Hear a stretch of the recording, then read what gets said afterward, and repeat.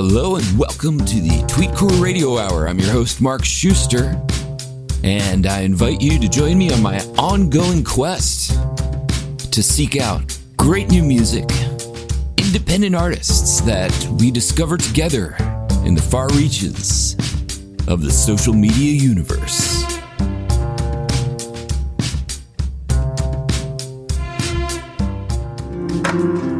When Serafine was little, Mother would sing to her before bedtime. Mother's song was magic. One day, she said, Serafine would find her own song. We all have our own song to share with the world. We only have to start by making one authentic sound.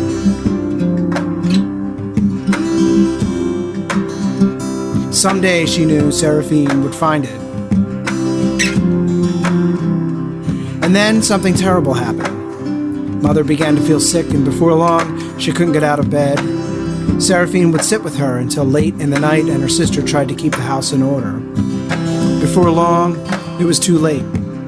One night, as the sun went down and the catbird cried in the tree outside, Mother slipped peacefully away.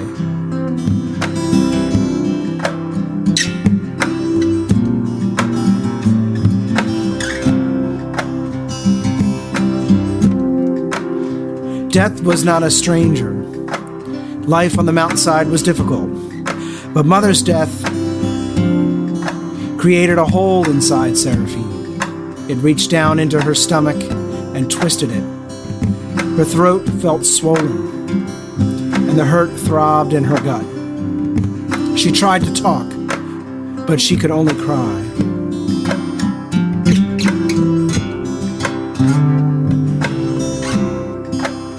That was when her very own song began. Serafine cried and cried, and in that crying, her song grew. Her cries were a reflection of all that she was feeling: tenderness, love, and release. That night, Seraphine's tears dried on her face, and she lay in bed alone, but she couldn't sleep. All she could think about was how much she missed her mother, how she longed to be with her, and how she thought she might never sing again. When she did finally drift off, her dreams were wild. Wolves howled, insects buzzed, and a huge gray creature moved about below her. At dawn, Serafine walked out to the garden and tried to sing with the birds as she did so often, but everything was different now. She needed a new song. In that moment, she knew she had to leave home. She had to find her song. It was out there somewhere, just as Mother said it would be. She ran back inside the house and quietly prepared to leave before Sister could wake.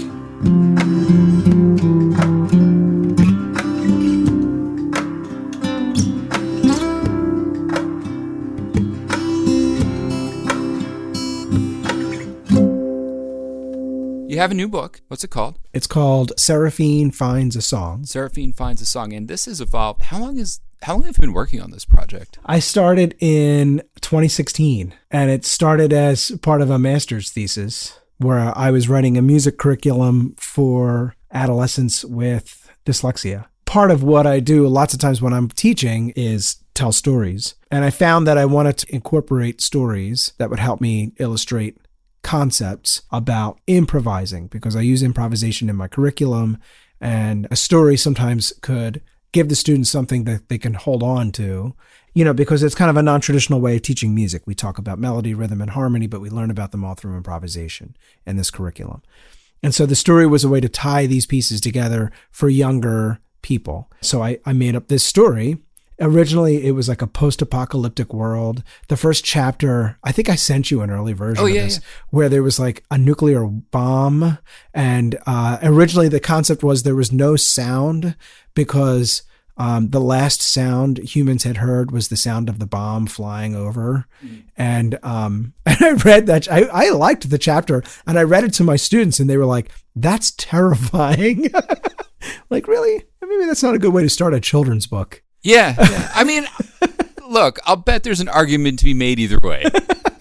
So anyway, so the premise kind of grew and developed and wrote it really with my students. I would write chapters and then read it to them, and they would tell me what they thought about it.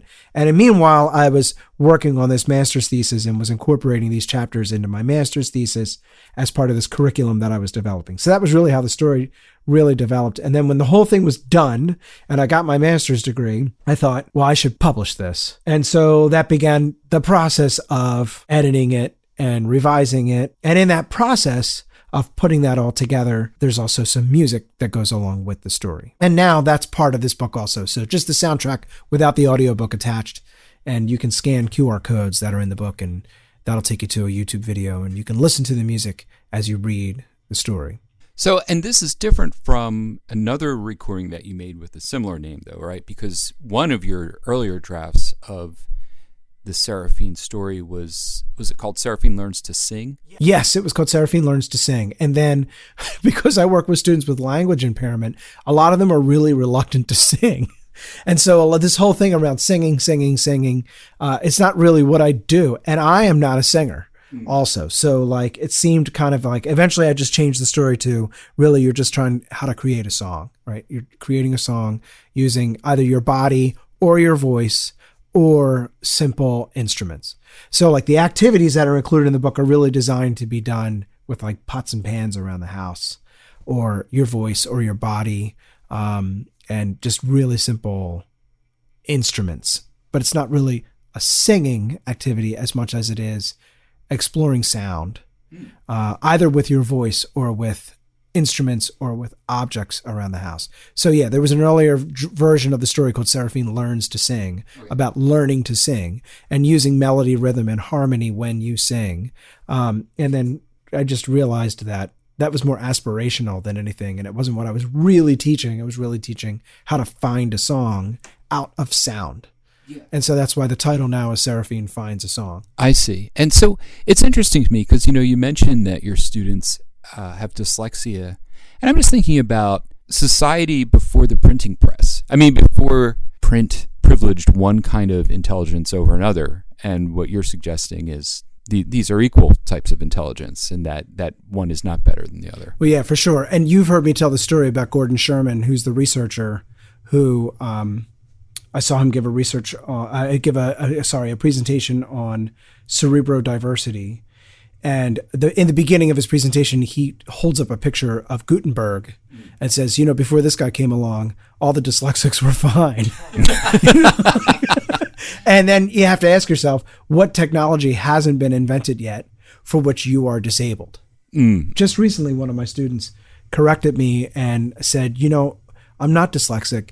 I'm neurodivergent, which is kind of an interesting, like we're taking a broader perspective because so many of these like learning differences, dyslexia, ADHD, executive function disorder, auditory processing delays, and psychological side effects of these, depression and anxiety, they're all part of a larger spectrum, and that someone who is dyslexic often has ADHD, or someone who has ADHD often has anxiety as well. And so we talk about these things more as like neurodivergences. So which is another reason why I've kind of broadened the curriculum element of this and the activity piece of this to really, it's not just for kids with dyslexia, it's really for anyone. So that idea of like, let's read a story and then let's play with the ideas of the story. That's really what this is about also. Like, let's read. And that's why after each chapter, there's like this little stop and play note and tells you what activity to do to go with that chapter. And how does improvisation fit into all of it? Well, this gets back to what you were saying about cerebrodiversity, right? And leveling the playing field. You could argue that before the printing press, all the dyslexics were fine, right? And so this idea of by third grade, you should be reading content area work is kind of like it's an arbitrary benchmark, right? Who are we to decide how the brain develops, right? And for sure, in order for kids to survive in mainstream schools, they need to be reading content area work by third grade, right? They're not going to survive our school system, but that's arbitrary, right? We've created that system. And the same is true for music instruction, in my experience, that there's a canon of music that you learn, that there's a method that is very top down, where the teacher tells you what to play and tells you whether or not you're playing it right. And that's fine. But to quote Victor Wooten, it just takes a long time, and it takes too long. If I allow students to just play freely, they can learn those concepts that are important for helping them understand how music works and for building musicianship skills through free play, through improvisation. So I use improvisation, but like really structured improvisation, and not classical improvisation, and certainly not jazz improvisation. It's really a form of total improvisation where we're really just like painting with sound. And so rather than saying, these are the notes, this is how you play this song, this is what the song sounds like, we're all going to do this the exact same way, what I'm doing is just kind of flipping that upside down and saying, well, how would you interpret this sound and what would you build with that? And especially for students who learn differently, beginning with that process and allowing them that space to just kind of play is a really good place to begin.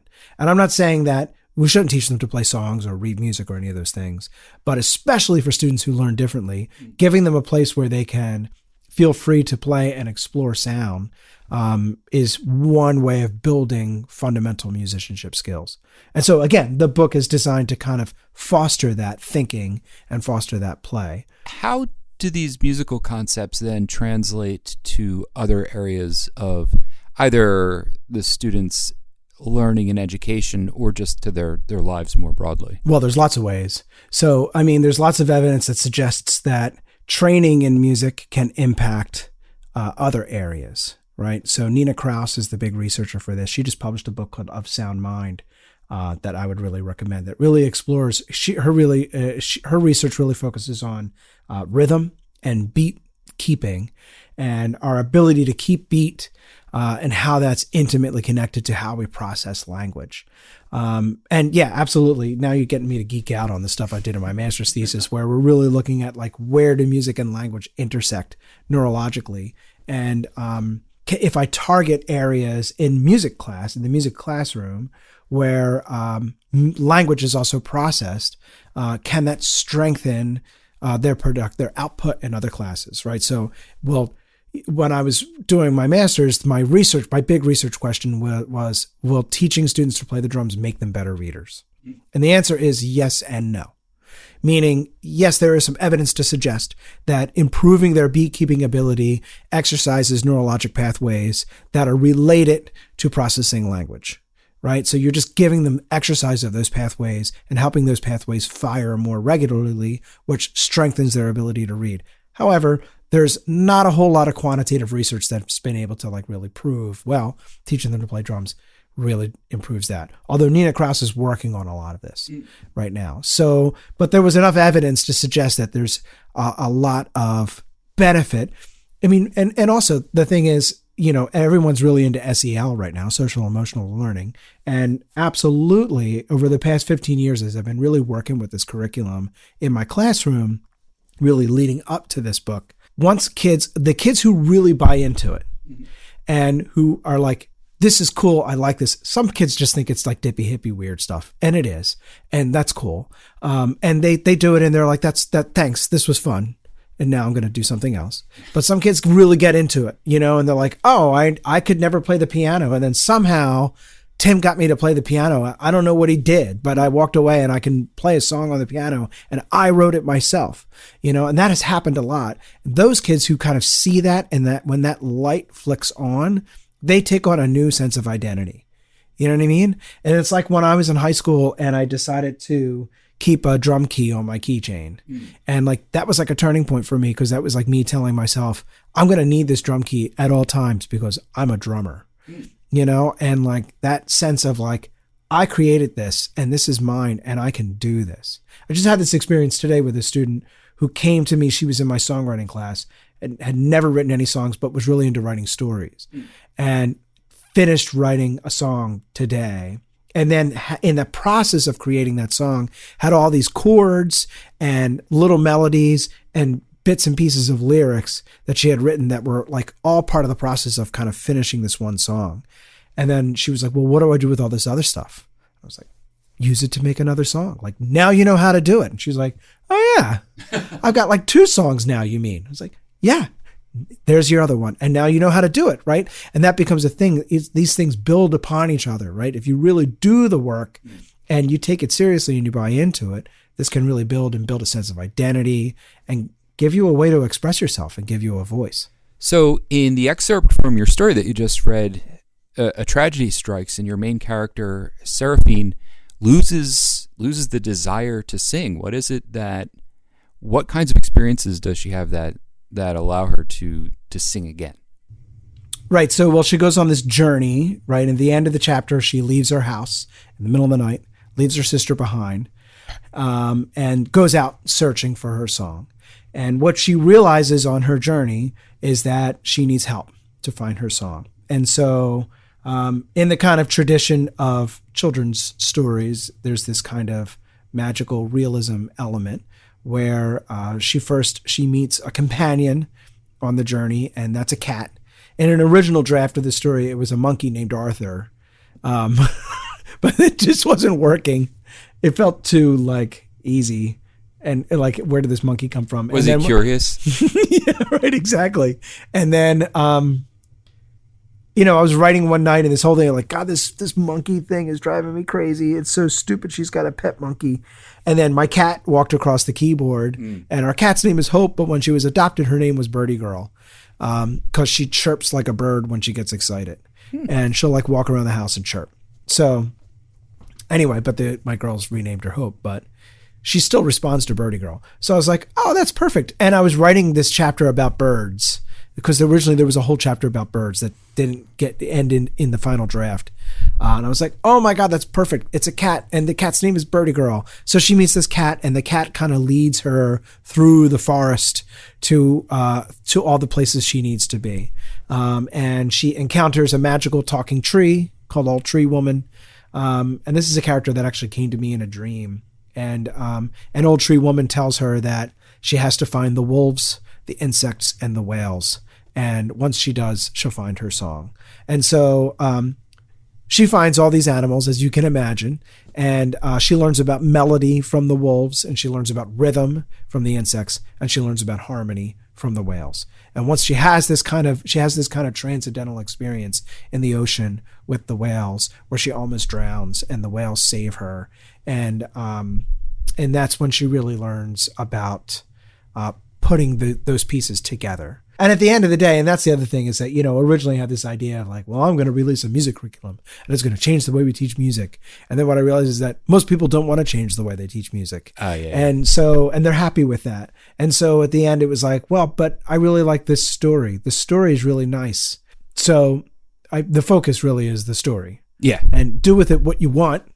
You can just read it, look at the pictures, listen to the music, and not do the activities. Or you could do it and, you could put it all together. But the story is what's driving this. Mm-hmm. Cool. Awesome. Well, Tim, thanks. Thanks for taking the time to chat with me today. Yeah, Mark. Thank you. Thanks for taking the time to have me play and experiment with my looper with you. That was fun too. It's all fun. A new day dawned, and Seraphine's song was complete. The whales were gone, and Serafine stood on the beach, watching the sunrise. The light was like a reminder of the lessons she had learned on her journey. She knew now that she could not find her song alone. She needed help. Birdie Girl, Old Tree Woman, the wolves, the insects, the whales. She thought of the family she found on her travels, and she was reminded of the wolves, whose howl became a melody. She remembered howling freely, and then the wolves answered her. This was part of Seraphine's song. Then she caught the rhythm of the waves crashing at her feet. She remembered the insects in the night. They called to each other in rhythmic patterns. They grooved, and Serafine danced with joy. This was part of Seraphine's song. She spread her arms, remembering the dance. It was then that she recalled what it was like to swim. She allowed herself to be swallowed by the sea and surrounded by the song of the whale. Even though they were different, they created a symphony together. This was part of Serafine's song. The melody of the wolf, the rhythm of the insects, and the harmony of the whale. Melody, rhythm, and harmony. These were all part of Serafine's song. As the sun rose, Serafine began to sing, but this was a new song. It began with one true sound, like the song of the wolf. And then she sang it again and again until it became a groove, like the song of the insects. Soon her melody changed and developed. New sounds formed new melodies that completed each other, like the song of the whale. She found the sound that healed her pain, that reflected her own experiences, all her love and loss. Serafine found her song. It was many days before Serafine finally climbed the rocky path that led back to her mountain home. Sister was waiting. They held each other for a long time, and then they danced with joy. Serafine looked into Sister's eyes and sang her song. Sister sang along, unsure at first, but in time with the dance their bodies made together. The music filled the air. In time, Serafine would tell all about her adventure. Of magical old tree woman, of the terrifying wolves, of the chattering insects, of the mystical whales, of beautiful tiny birdie girl who led her along the way and asked her so many chirping questions. But for now, all she could do was sing, and her song said enough.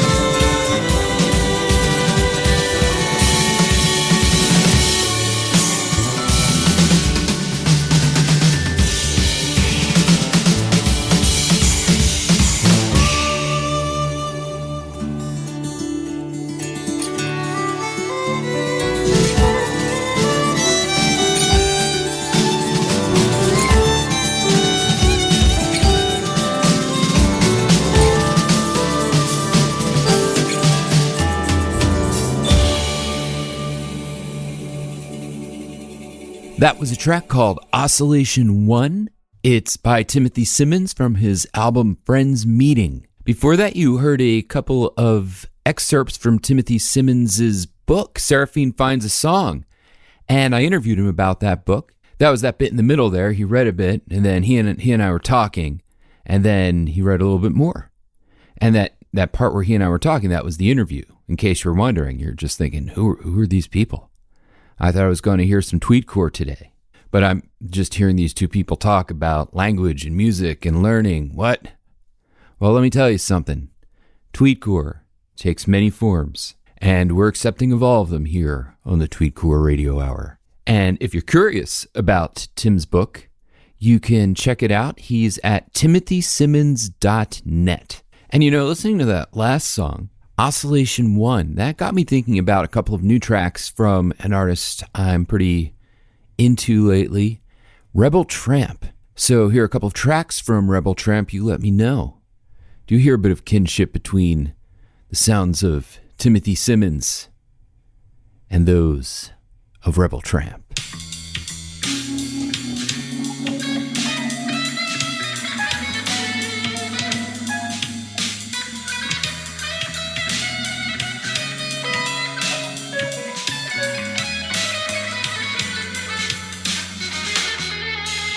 There's a place in deep space where the roses are red.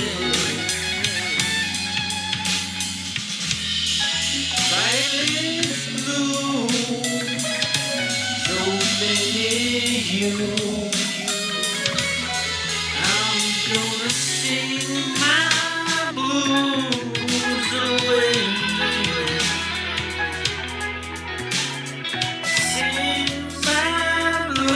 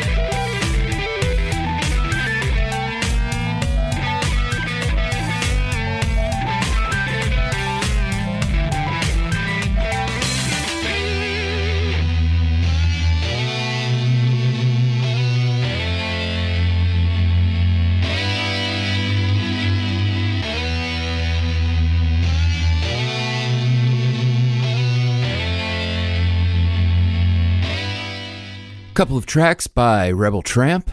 That first one, bit of a waltz, it was called Deep Space. Definitely put me in the mind of the kind of thing Timothy Simmons might record, especially given the time signature. I'm guessing it was either in 3, which would make it a waltz, or in 6, which would, I suppose, make it waltz adjacent. And that second one was called Same Channel. A little bit of a different sound there, both from the same EP, by the way. It's called Interdimensional Frequencies, and that's out on the Lights and Lines label, which I mention somewhat frequently because I like a lot of the music that they put out. So definitely look for that one on Bandcamp. Up next, track from the Darlings of Derry. Actually, I don't know if they're the Darlings of Derry, but they're definitely from Derry, Northern Ireland. And it's Weather and Hum with their track, Quite the Pair.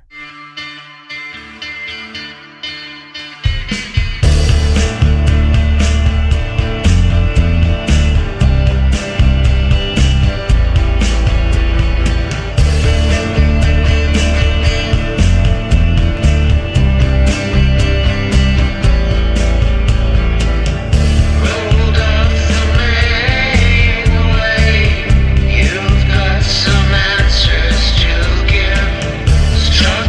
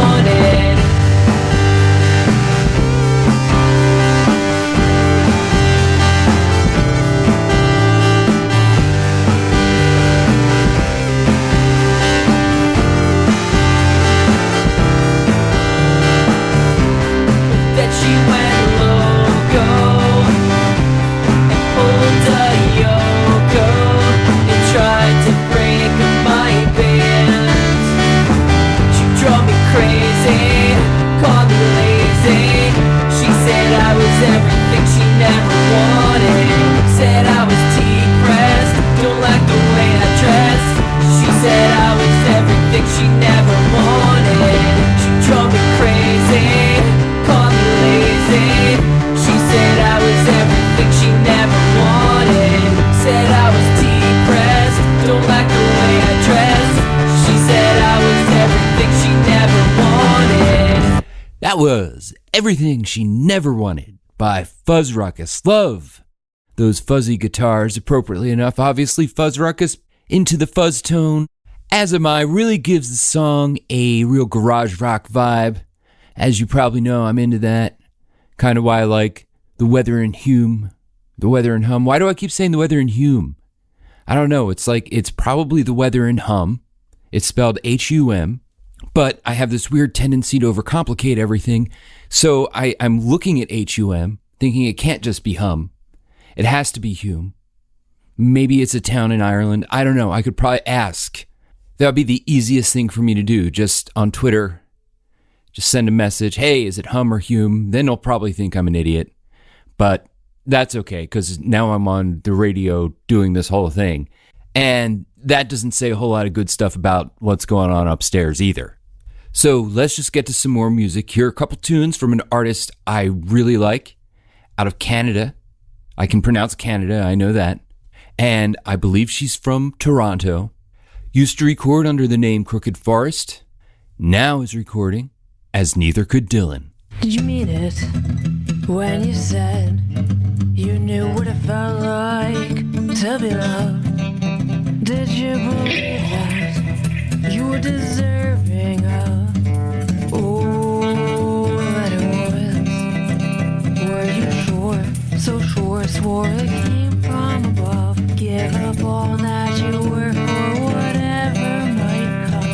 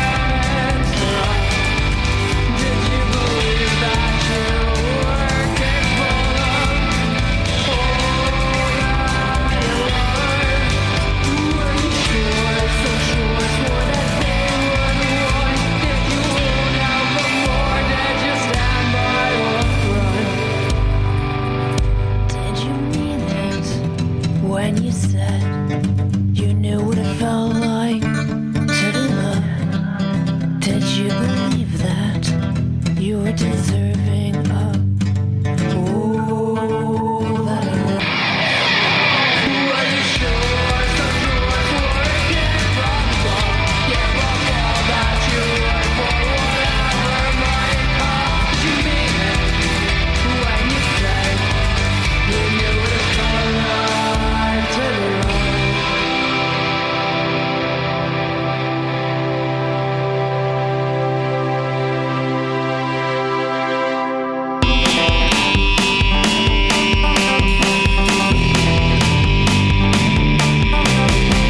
More of us now than a friend, but I'll take it just the same.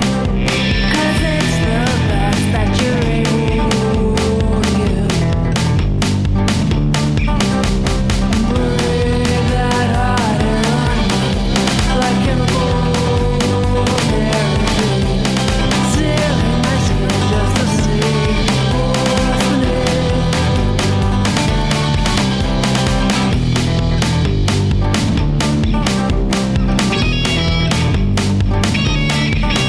And I don't know why we fight like this, but these knuckles are worn down wrong.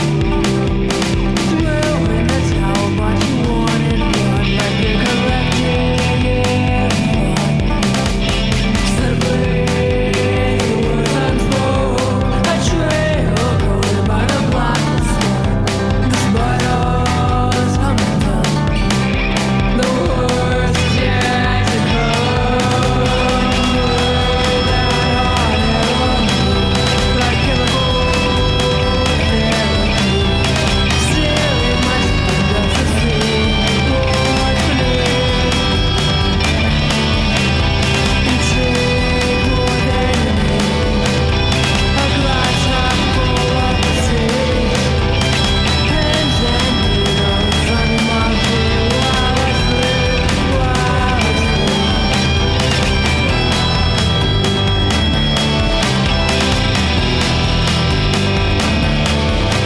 From across the sky as they fall down, tidal leaves all to remind us now of forest once rich and full of sound, of pentameters on the ground. From across the sky as they fall down, tidal leaves all to remind us now of forest once rich and full of sound, now pins and needles on the ground. Now pins and needles on the ground.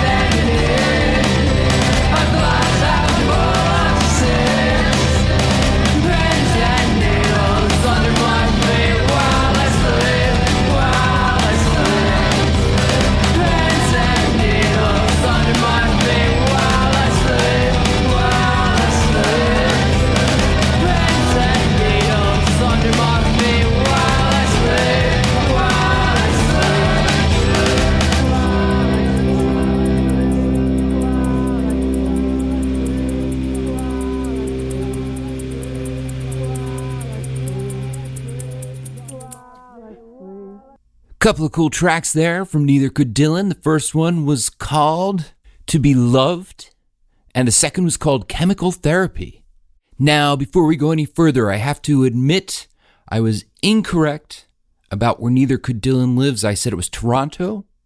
It's actually Vaughan. That's 57 minutes from Toronto, if Google is to be believed, so I apologize for that. I will, however, point out that those are 57 Canadian minutes, so they come with better health care than we are accustomed to here in the United States where I live. Of course, that's neither here nor there. And I apologize profusely for getting all political on you. I know it's an ugly side of me. And again, sorry for getting all worked up. Politics and Tweetcore, I don't know. Do they mix? Do they not mix? Hard to say. But I'll tell you what's easy to say. You should definitely check out Neither Could Dylan on Bandcamp. Also, check out her blog. Neither Could Dylan's real name is Jamie Jacobsack, and she has a blog called Crooked Forest, named for her previous nom de musique, I guess you could say. You can find that blog at crookedforest.ca. So not .com, but .ca as in Canada. And there's all kinds of cool stuff on there, a lot of information for indie musicians, and a couple of fun cover projects. One is Jamie Eat World. It's a tribute to Jimmy Eat World. And there's also Death Bus for Blondie. And you know something? I'm not even going to tell you for whom that is a tribute. Because, I think I'll just let you figure that one out for yourself. But while you're cogitating, here's what you might call a little hint.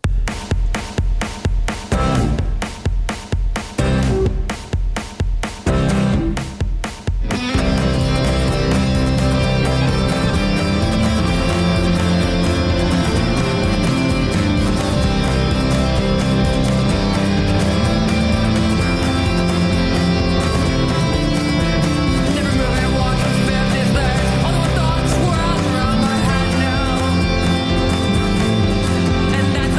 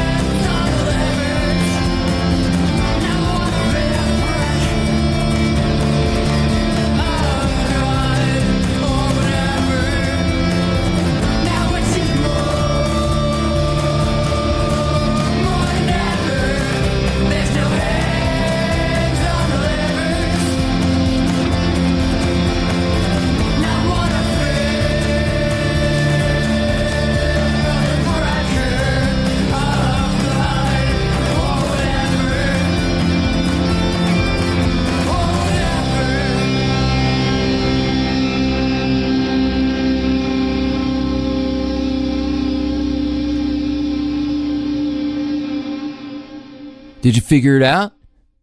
If you guessed that Death Bus for Blondie is a Jackson Browne cover band, you are correct.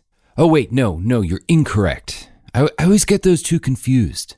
It's like TheWeather and Hum, or TheWeather and Whom, or TheWeather and Hume.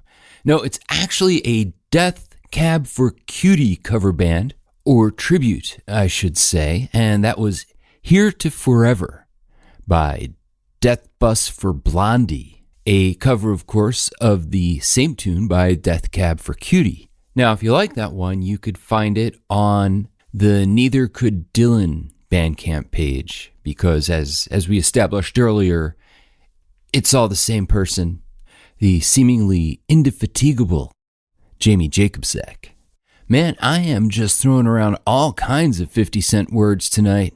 And those, of course, are American cents, so, it's worth a little more, though you don't get the good health care. So it's a trade-off. But again, don't want to get too political, especially this close to the end of the show. So instead, I'm going to leave you with a really nifty song, brand new song, by our good friend Brian Lambert. Brian says this song came to him in a dream. I have no reason to doubt him, just like yesterday coming to Paul McCartney. The song is called It's Good. You have Brian Lambert singing, playing guitar. Have some Junior Maz, Mike Mosley. And I may be playing drums on this one. Thanks so much for spending some time with me this week. Can't wait to spend some time with you next week when we resume our journey into the ever-evolving, ever-amazing world we call Tweetcore. Here's It's Good by Brian Lambert.